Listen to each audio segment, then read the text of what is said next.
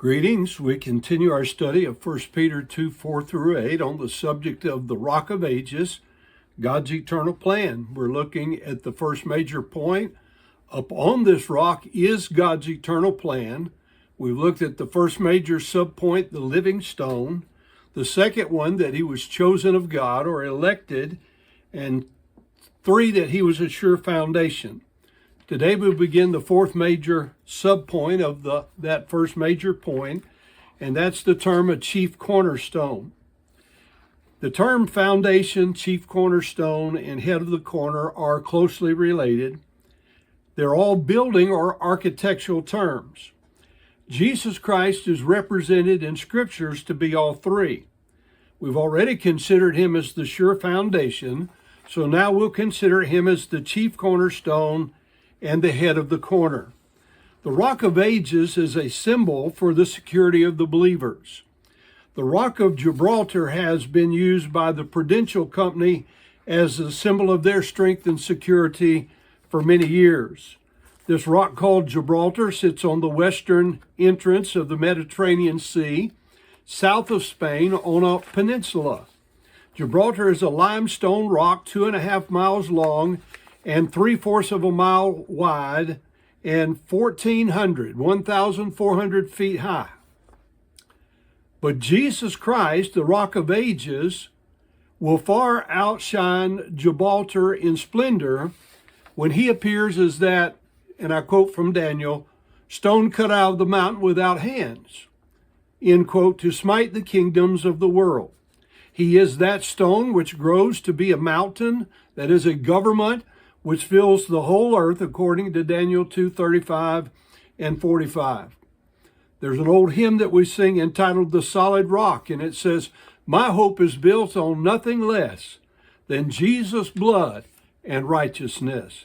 I dare not trust the sweetest frame, but wholly lean on Jesus' name.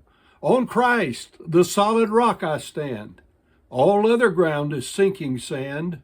All other ground is sinking sand.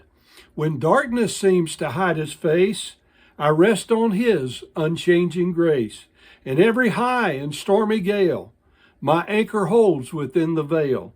On Christ, the solid rock, I stand. All other ground is sinking sand. All other ground is sinking sand.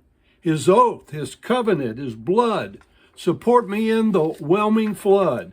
When all around my soul gives way, he then is all my hope and stay. On Christ, the solid rock, I stand.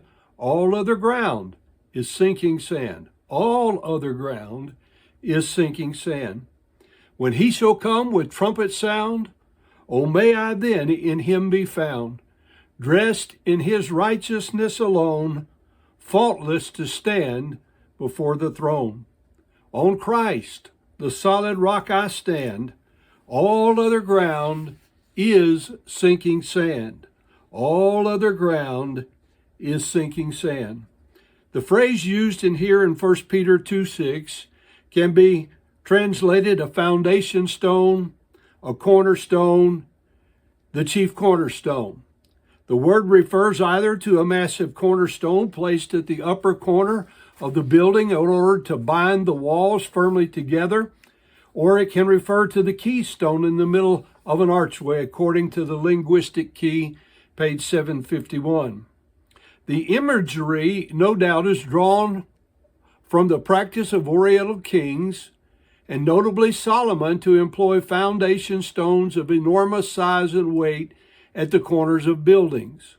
Some of those uncovered at the corners of Solomon Temple by the Palestine Exploration Fund are more than 38 feet long and weigh above 100 tons, according to the Pulpit Commentary, Volume 10, page 450.